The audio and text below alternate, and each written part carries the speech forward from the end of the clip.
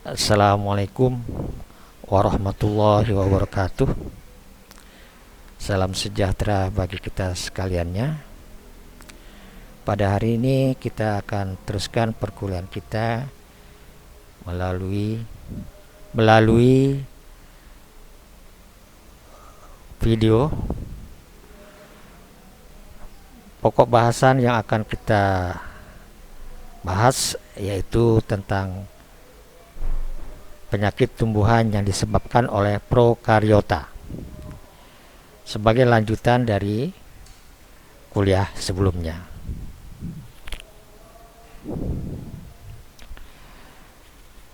Pada kuliah yang lalu kita sudah bahas tentang klasifikasi, dan sebagaimana kita ketahui bahwa di dalam klasifikasi bakteri ini kita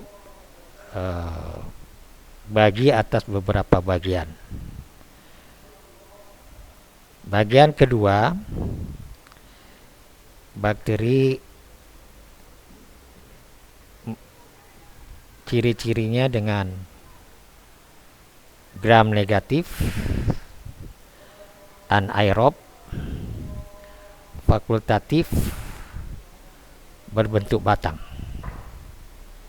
Jadi ciri dari bakteri pada bagian kedua ini gram negatif, anaerob, fakultatif, berbentuk batang.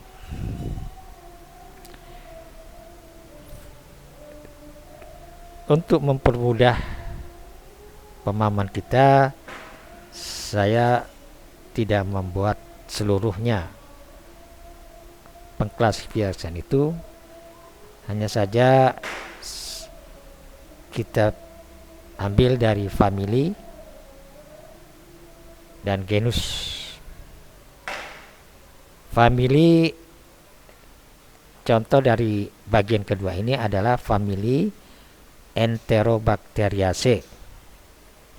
Famili Enterobacteriaceae, genusnya Erwinia.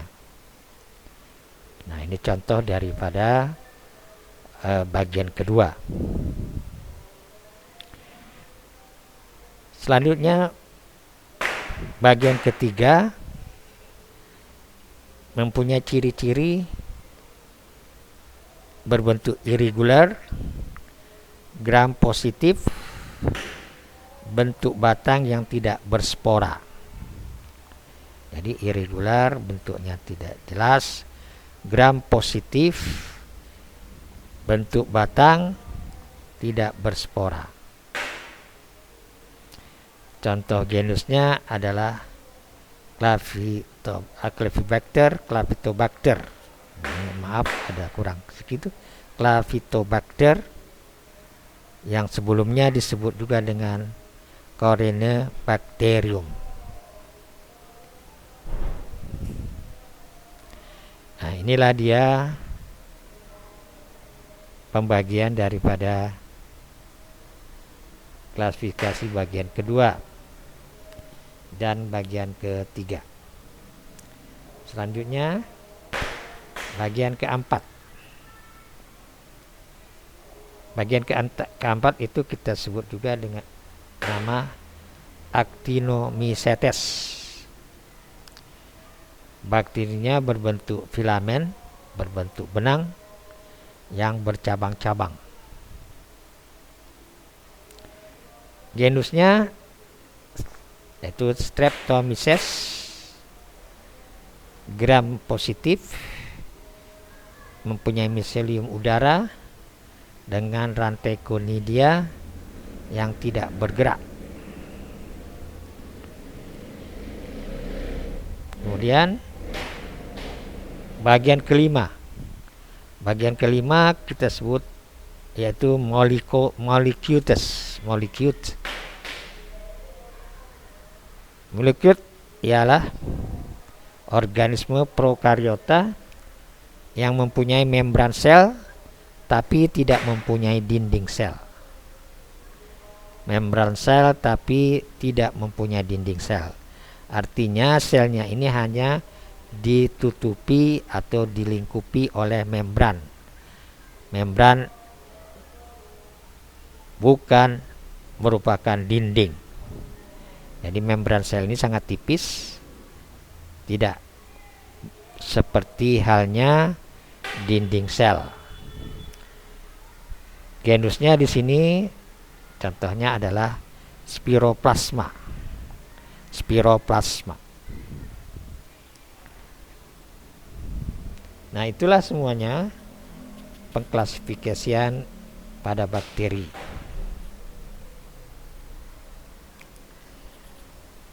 Baik, setelah kita membicarakan secara ringkas tentang klasifikasi, maka mari kita lihat, kita bahas tentang bagaimana morfologi dari bakteri.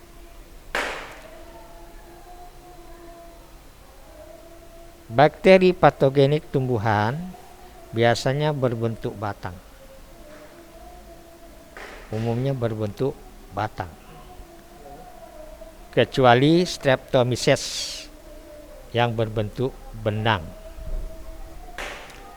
Biasanya pendek dan silindris. Ukurannya antara 6 sampai 3,5 mikrometer. Diameternya antara 0,5 sampai 1 mikrometer. Jadi berbentuk batang yang pendek dan silindris.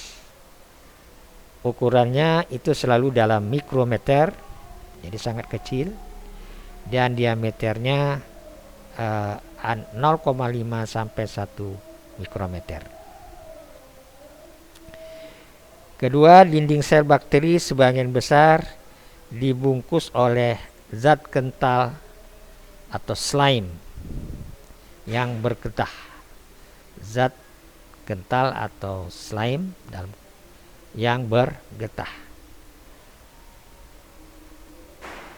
Bisa berupa lapisan yang tipis, disebut juga dengan lapisan silinder, atau mungkin bisa juga tebal yang mengelilingi sel yang kita sebut kapsul.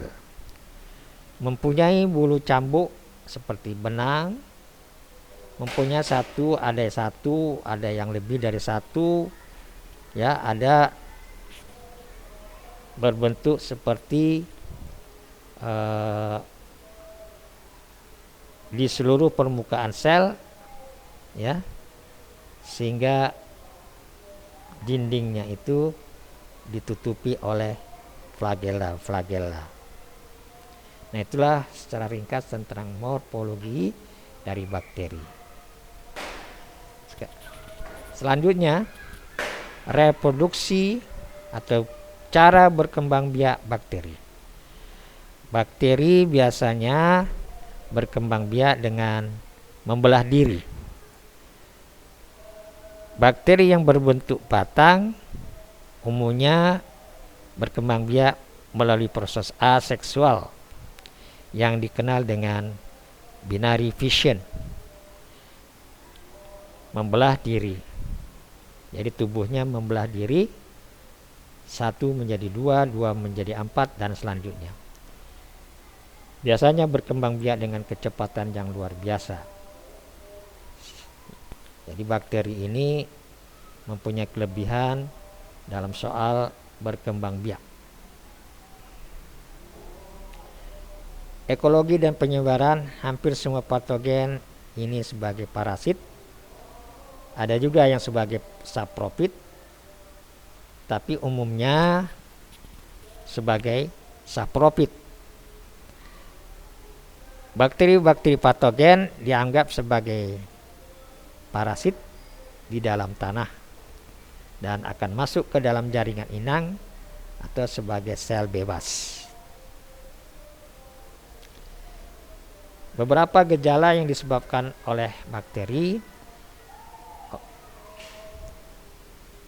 bisa berbentuk bakteri patogenik, bakteri penyebab bercak, Agrobacterium